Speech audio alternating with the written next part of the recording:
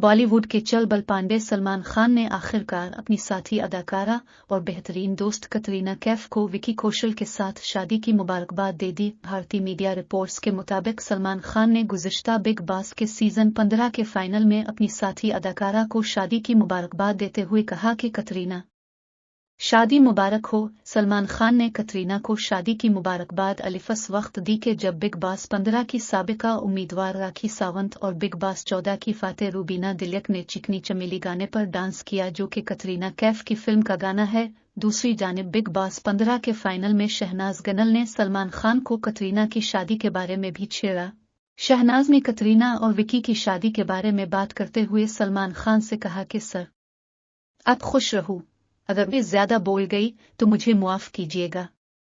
شہناز گنل نے سلمان خان سے کہا کہ ویسے اب سنگل زیادہ اچھے لگتے ہیں، جس پر اداکار نے کہا کہ ہاں